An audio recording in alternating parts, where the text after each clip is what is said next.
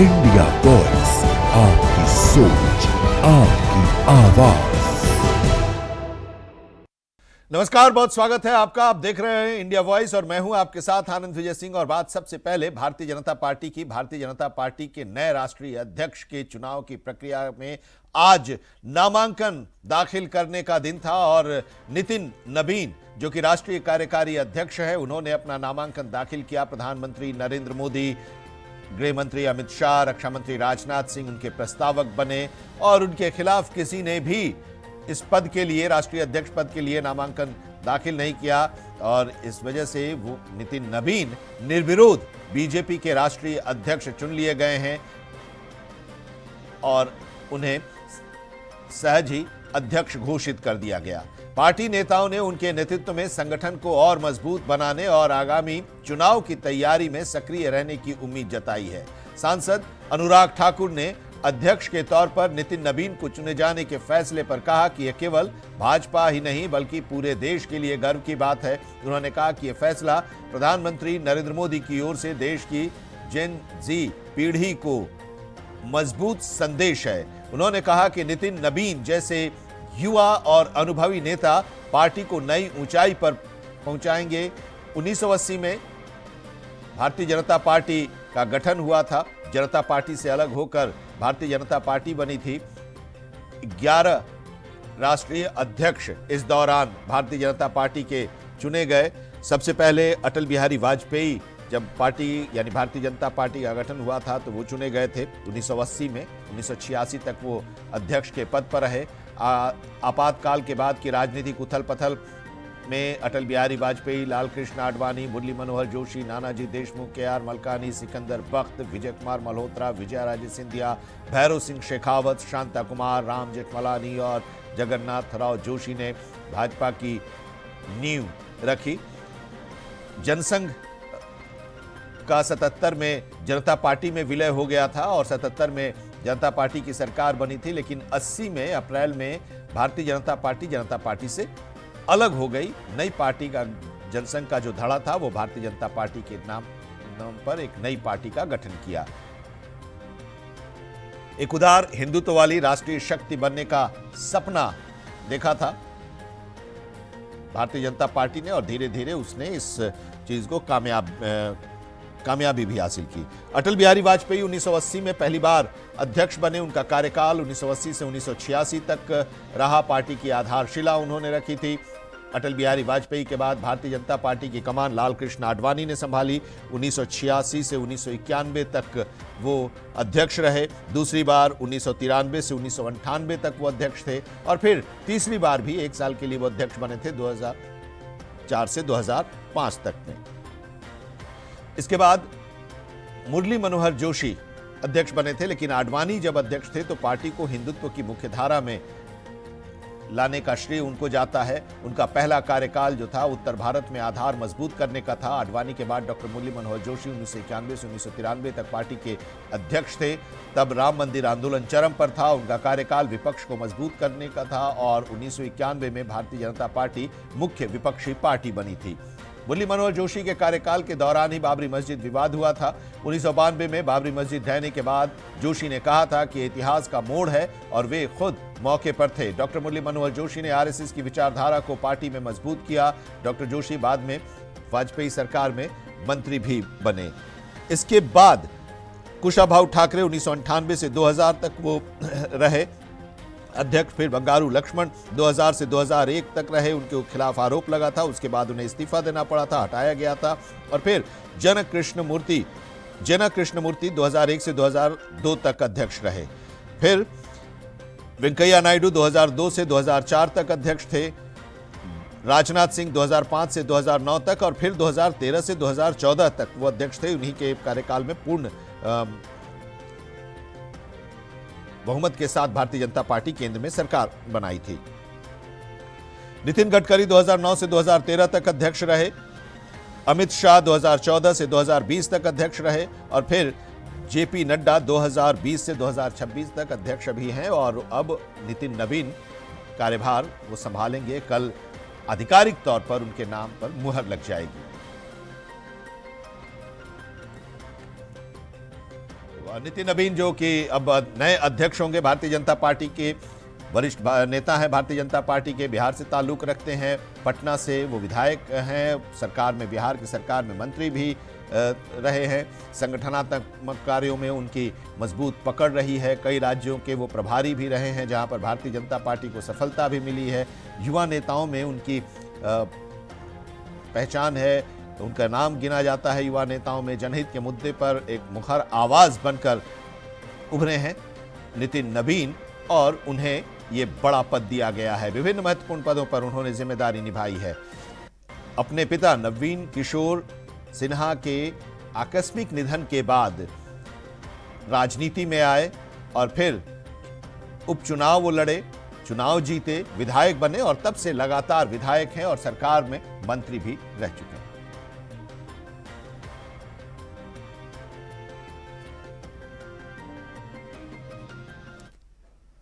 और चलिए अगली खबर का रुख करते हैं। संभल, उत्तर प्रदेश की खबर। संभल जिले के थाना नखासा क्षेत्र के गांव करेसुआ में ग्राम सभा की जमीन पर मस्जिद निर्माण कर वक्फ बोर्ड में पंजीकरण कराने का विवाद सामने आया है। गाटा संख्या 409 में जमीन कब्रिस्तान के रूप में दर्ज थी। लेखपाल खाबर हुसैन की पैमाइश में मस्जिद निर्माण की पुष्टि हुई और आरोप है कि मस्जिद कमेटी ने 19 जून 2023 को वक्फ पंजीकरण कराया और जमीन की असलियत छुपाई। प्रशासन ने सार्वजनिक संपत्ति को नुकसान पहुंचाने के आरोप में मस्जिद प्रबंध समिति के 7 लोगों पर एफआईआर दर्ज की है। एसडीएम संभल रामानुज ने इस मामले की गहन जांच शुरू होने की पुष्टि की है।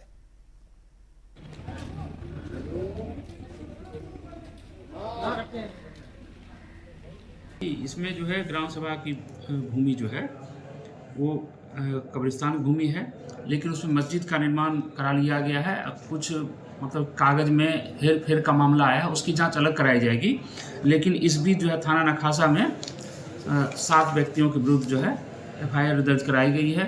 उसकी पुलिस विवेचना के आधार पर कार्रवाई की जाएगी। सर, किसके द्वारा कराई गई है और कौन कौन लोग हैं जिनके खिलाफ? क्षेत्रीय लेखपाल हैं खाबर हुसैन, उनके द्वारा कराई गई है। 7 लोग हैं, जाकिर हुसैन, तस्लीम, भूरे अली, सरफुद्दीन, दिल शरीफ, मोहम्मद अली और नन्हे। खबर लखनऊ से। लखनऊ के पुरानी जेल रोड स्थित आशियाना थाना क्षेत्र में कश्मीरियों से अभद्रता का एक वीडियो सोशल मीडिया पर वायरल हुआ है। क्या है ये पूरा मामला, बता रहे हैं हमारे संवाददाता लखनऊ से। कश्मीरियों के साथ जो अभद्रता वाला वीडियो वायरल हुआ है।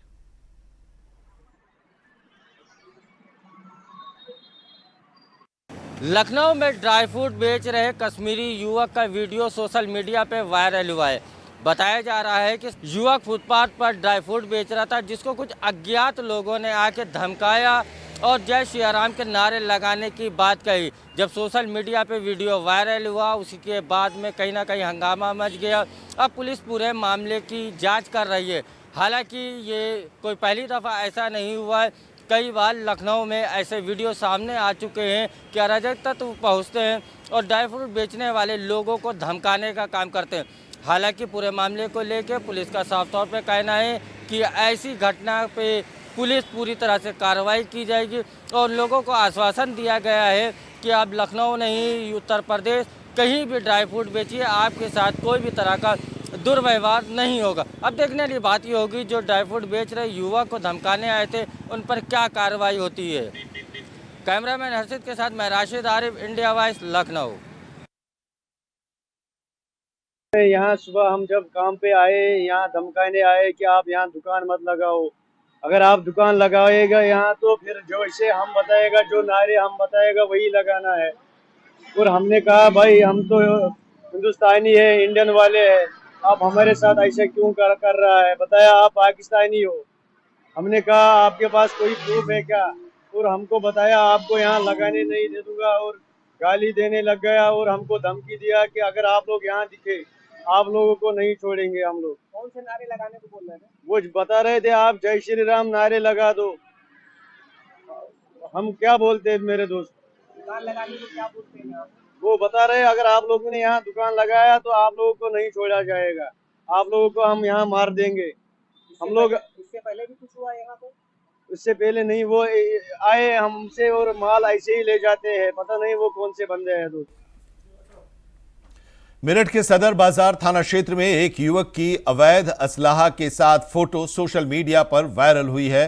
फोटो इंस्टाग्राम और फेसबुक पर तेजी से वायरल है, जिसमें युवक खुलेआम हथियार लहराते हुए दिखाई दे रहा है। पुलिस ने इस मामले का संज्ञान लिया। युवक की पहचान और तलाश के लिए 2 टीमें गठित पुलिस के द्वारा की गई हैं। सोशल मीडिया अकाउंट्स की जांच भी की जा रही है। पुलिस प्रशासन का यह कहना है कि कानून व्यवस्था बिगाड़ने वालों को बख्शा नहीं जाएगा और अवैध हथियार रखने एवं प्रदर्शन करने वालों के खिलाफ सख्त कार्रवाई की जाएगी। ये सोशल मीडिया पे एक फोटो वायरल हो रहा है जिसमें एक व्यक्ति पिस्टल के साथ देखा जा रहा है और इसमें पुलिस द्वारा इसका संज्ञान लिया गया है। इसमें पुलिस की 2 टीमें लगाई गई हैं इसको चिन्हित करने के लिए। इसमें इंस्टाग्राम पे इसका आईडी भी मिली है और इससे चिन्हित किया जा रहा है। इससे जल्दी गिरफ्तार कर पूछताछ की जाएगी और इसमें आवश्यक। और यहां पर एक ब्रेक के लिए रुकते हैं। ब्रेक के बाद भी खबरों का सफर जारी रहेगा। देखते रहिए इंडिया वॉइस।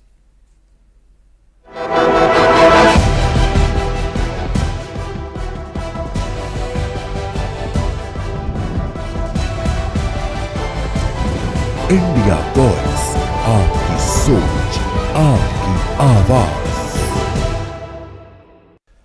ब्रेक के बाद आपका एक बार फिर से स्वागत है। खबर जालौन से। जालौन में हत्या के मामले में नामजद बीजेपी नेता अंजू सिंह के पति और पंप संचालक डॉक्टर सुरेंद्र सिंह ठाकुर की गिरफ्तारी न होने से समाजवादी पार्टी और पाल समाज में जबरदस्त आक्रोश देखने को मिला है। इसी को लेकर सोमवार को पाल समाज और समाजवादी पार्टी के कार्यकर्ता बड़ी संख्या में सड़क पर उतरे, एसपी कार्यालय का घेराव किया, प्रदर्शन किया और इस प्रदर्शन का नेतृत्व समाजवादी पार्टी के वरिष्ठ नेता और पूर्व मंत्री श्रीराम पाल, समाजवादी पार्टी के जिला अध्यक्ष दीपराज गुर्जर और समाजवादी पार्टी के सांसद नारायण दास अहिरवार ने किया। प्रदर्शनकारियों ने एक स्वर में नामजद आरोपी डॉक्टर सुरेंद्र सिंह ठाकुर की तत्काल गिरफ्तारी की मांग पुलिस से की है। बसंत कुमार जी पाल हरदोई गुजर की थी। ये नदी गांव के पास में पेट्रोल पंप था, उस पर ये मैनेजर थे। 29 तारीख को ये अपनी ड्यूटी पर गए तो फिर लौट के नहीं आए। शाम हुई, घर के लोगों ने पता किया कि ये नदीगांव पेट्रोल पंप से कई किलोमीटर दूर इनकी डेड बॉडी छत बिछत हालत में मिली। 30 तारीख को उसकी FIR थाना 8 में हुई और मुकदमा ये आपका मुकदमा अवकाश संख्या 188/2025। बुलंदशहर में मणिकर्णिका घाट और साधु सन्यासियों की पिटाई को लेकर कांग्रेस के कार्यकर्ता सड़क पर उतरे। उन्होंने आरोप लगाया कि पुलिस ने शंकराचार्य का अपमान किया है। कांग्रेस ने इस घटना को लेकर विरोध प्रदर्शन किया, सरकार से माफी मांगने की मांग की है। कार्यकर्ताओं ने कहा कि सरकार को घर घर जाकर माफी मांगनी चाहिए। पुलिस ने प्रदर्शनकारियों को कलेक्ट्रेट तक नहीं जाने दिया, रास्ते में ही उन्हें रोक लिया। इस प्रदर्शन में मणिकर्णिका घाट और शंकराचार्य के अपमान को लेकर कांग्रेस कार्यकर्ताओं का गुस्सा दिखाई दे रहा है। हिंदू विरोधी, हिंदू विरोधी। ये कांग्रेस आज पूरे प्रदेश में, आपने देखा होगा, जो केंद्र में और प्रदेश में नरेंद्र मोदी और योगी जी की जो सरकार है वो हिंदू समाज का ठेका लेकर के घूमती है। और इसी नरेंद्र मोदी और योगी सरकार में हजारों ऐतिहासिक मंदिर, बनारस में मणिकर्णिका घाट, माता अहिल्याबाई होलकर जी की मूर्ति ध्वस्त कर दी गई।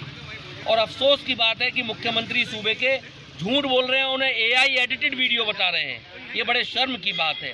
और उससे भी ज़्यादा प्रयागराज में मौनी अमावस्या के दिन जब शंकराचार्य अभिमुक्तेश्वरानंद सरस्वती जी महाराज जब स्नान के लिए जा रहे थे, उत्तर प्रदेश की योगी सरकार की पुलिस ने मुख्यमंत्री के इशारे पर, भारतीय जनता पार्टी और RSS के इशारे पर उनके साथ अभद्रता की, बदतमीजी की, उनके अनुयायियों को पीटा, बाल पकड़ के घसीटा। ये अपने आप में एक शर्मनाक घटना है। पूरी भारतीय जनता पार्टी और RSS, उनके सभी MP और MLA को, सभी उनके जितने भी कार्यकर्ता हैं, इस देश से इस महापाप के लिए, बनारस में मूर्तियां तोड़ने के लिए, मंदिर तोड़ने के लिए और प्रयागराज में शंकराचार्य का अपमान करने के लिए घर घर जाकर के माफी मांगनी चाहिए। और इस वक्त की बड़ी खबर हम आपको बता दें, नोएडा के सेक्टर 150 में जिससे एक 27 साल के युवा सॉफ्टवेयर इंजीनियर युवराज की मौत हुई थी, उसको लेकर जो जानकारी मिल रही है उसके बारे में आपको बता दें कि युवराज की जान महज प्रशासनिक सुस्ती और लापरवाही की वजह से गई थी। अब इस गंभीर घटना को लेकर मुख्यमंत्री योगी आदित्यनाथ ने संज्ञान लिया है।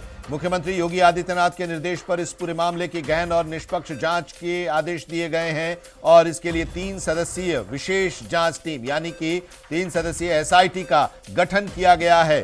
5 दिनों में एसआईटी अपनी रिपोर्ट सरकार को सौंपेगी। इस घटना को लेकर समाजवादी पार्टी के अध्यक्ष और पूर्व सीएम अखिलेश यादव ने एक्स पर पोस्ट कर लिखा, बेहद दुखद और एक ऐसी घटना जो सरकारी लापरवाही के कारण हुई, जो समय रहते टाली जा सकती थी। अपनों के जाने का दर्द परिवार वाले ही समझ सकते हैं। इससे पहले इस घटना को लेकर नोएडा अथॉरिटी की तरफ से संबंधित अधिकारियों को कारण बताओ नोटिस भी जारी किया गया था। जूनियर इंजीनियर नवीन कुमार की सेवाएं तत्काल प्रभाव से समाप्त कर दी गई है और इसके साथ ही विभागों को लोटस बिल्डर की रिपोर्ट प्रस्तुत करने के निर्देश दिए गए हैं। अथॉरिटी ने साफ तौर पर कहा था कि निर्माण स्थल पर सुरक्षा मानकों की अनदेखी कतई बर्दाश्त नहीं की जाएगी। सभी विभागों को अपने अपने क्षेत्रों में निर्माणाधीन परियोजनाओं की सुरक्षा का पुनर्निरीक्षण करने का निर्देश दिया गया है और इस पूरी घटना के लिए मुख्यमंत्री योगी आदित्यनाथ की तरफ से 3 सदस्यीय एसआईटी का गठन किया गया है, जो 5 दिनों के अंदर अपनी रिपोर्ट सरकार को सौंपेगी। तो मुख्यमंत्री योगी आदित्यनाथ ने संज्ञान लिया है इस पूरे मामले को और अब नोएडा अथॉरिटी के सीईओ लोकेश कुमार के खिलाफ भी कार्रवाई हुई है। जूनियर इंजीनियर को टर्मिनेट कर दिया गया है। 2 अधिकारियों को नोटिस दिया गया है।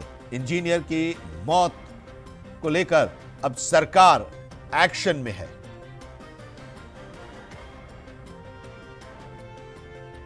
नितिन चौधरी हमारे संवाददाता इस वक्त हमारे साथ जुड़े हुए हैं। नितिन, लगातार इसको लेकर इस घटना के आने के बाद से ये कहा जा रहा था कि सरकार की तरफ से, मुख्यमंत्री की तरफ से क्या कार्रवाई की जा रही है, तो अब एसआईटी का गठन कर दिया गया है। क्या जानकारी मिल रही है?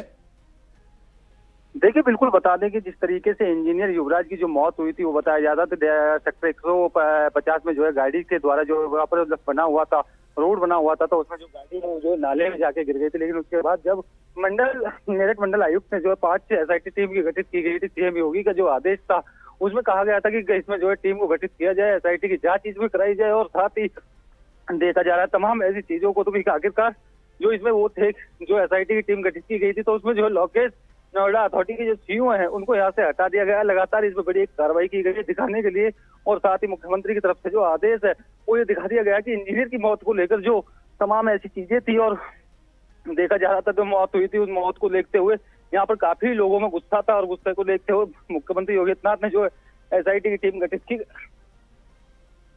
की और गठित करने के बाद यहाँ पर जो है नोएडा के जो सीईओ है लोकेश, जिसको यहाँ पर हटाया गया है। जी नितिन, नोएडा अथॉरिटी पर भी एक्शन लिया गया है? देखिए, बिल्कुल बता दें कि जो लोकेश नोएडा अथॉरिटी के सीईओ हैं इनको यहाँ पे हटाया गया। तमाम यहाँ के जो लोग थे, जो उसके जो परिवार के लोग थे, यही मांग कर रहे थे कि इसमें जो नोएडा अथॉरिटी की काफी बड़ी लापरवाही है। जो यहाँ पर रोड था, जो यहाँ पर नाला था सर, उसको नाले को देखते हुए लगातार जो गाड़ी उसमें गिरी थी, वहाँ के जो लोग थे उसमें जो लोगों ने बचाने की कोशिश की थी। वहाँ पर बताया जा रहा है कि यहाँ पर जो है फायर ब्रिगेड की गाड़ी थी, तमाम पुलिस के अधिकारी यहाँ पर मौके पे थे और साथ ही जो नोएडा अथॉरिटी के कर्मचारी हैं वो भी यहाँ पर थे, क्योंकि उससे पहले भी लोगों ने काफी ऑब्जेक्शन यहाँ पर उठाया और लोगों ने कहा कि जो टूटे हुए रोड हैं इनको पूरी तरीके से भरा जाए। लेकिन उसके बाद मेरठ मंडल आयुक्त जो है उन्होंने जो है 5 लोगों की यहाँ पर जो है कमेटी बनाई, एसआईटी की जांच कराने की मांग की गई थी। तो मांग में जो 5 दिन के अंदर ये रिपोर्ट सौंपने की बात कही और कहा है कि जो और भी दोषी हैं उनके ऊपर भी यहाँ पर कार्रवाई की जाए। पहले जो है नोएडा अथॉरिटी के जो सीईओ हैं लोकेश, इनको हटाया गया और इनके जो साथ में है अभी काफी और भी लोग हैं। जो 5 लोगों की टीम है, इसमें एसआईटी की जो है जांच चल रही है और एसआईटी ने जो है पहले लोकेश, नोएडा अथॉरिटी के जो सीईओ है लोकेश को ही हटाया गया है। जी बहुत शुक्रिया हमारे साथ जुड़ने के लिए। नितिन चौधरी हमारे संवाददाता बता रहे हैं कि मुख्यमंत्री ने अब संज्ञान लिया है और एसआईटी का गठन किया है। 3 सदस्यीय यह एसआईटी की टीम है जो कि 5 दिनों के अंदर अपनी रिपोर्ट सौंपेगी। और इस बीच नोएडा अथॉरिटी के सीईओ को भी हटाया गया है, लोकेश कुमार को हटा दिया गया है और ये जो कार्रवाई की जा रही है इसमें कई लूपहोल्स भी सामने आए थे और उन्हीं लूपहोल्स के आधार पर अब ये पूरा मामला जो है जांच के दायरे में एसआईटी इसकी जांच करेगी। नोएडा अथॉरिटी के सीईओ को हटाया गया है, लोकेश को हटाया गया है। मुख्यमंत्री ने खुद संज्ञान लिया है इस पूरे मामले को देखते हुए, क्योंकि आरोप ये लग रहा था कि नोएडा एक हाईटेक सिटी और उसमें इस तरह की घटनाएं जब होती हैं तो जाहिर सी बात है कि प्रशासन की भी लापरवाही है। और इसी लापरवाही और इसी आरोप को देखते हुए मुख्यमंत्री ने एसआईटी का गठन किया है। एसआईटी अब इस पूरे मामले की जांच करेगी और 5 दिनों के अंदर अपनी रिपोर्ट सौंपेगी। और अगली खबर का रुख करते हैं। माघ मेले में स्वामी अविमुक्तेश्वरानंद के पालकी को रोकने और पुलिस के साथ धक्का मुक्की का जो विवाद था वो अब तूल पकड़ने लगा है। स्वामी अविमुक्तेश्वरानंद ने प्रेस कॉन्फ्रेंस में पुलिस पर गंभीर आरोप लगाए, जिसमें उन्होंने अपने अनुयायियों और शिविर के संतों की पिटाई का आरोप लगाया। शंकराचार्य स्वामी अविमुक्तेश्वरानंद ने कहा कि प्रशासन को उन्हें सम्मान से स्नान कराना चाहिए था, लेकिन ऐसा न करके लोगों को पीटा गया, जो एक संत का अपमान है। शंकराचार्य ने चेतावनी दी कि जब तक अधिकारी माफी नहीं मांगते और उन्हें स्नान नहीं कराते, वो अनशन खत्म नहीं करेंगे। इसके अलावा उन्होंने कोर्ट जाने और आवश्यकता पड़ी तो एफआईआर दर्ज कराने की भी बात कही है। तो फिर सम्मानित व्यक्तियों का असम्मान करने यहाँ के मेला प्रशासन ने खंडित करने का कार्य किया है, जिसके लिए कभी भी उनको क्षमादान नहीं किया जा सकेगा। यहाँ पर जो आते हैं वो सम्मानित होते हैं, जो सम्मानित लोग हैं वो भी आते हैं, और जो यहाँ आ जाते हैं वो सम्मानित हो जाते हैं, क्योंकि यहाँ आने के बाद उनकी प्रकृति परिवर्तित हो जाती है।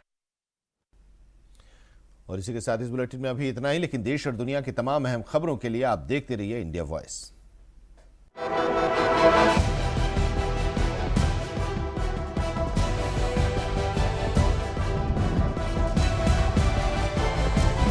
इंडिया वॉइस, आपकी सोच, आपकी आवाज।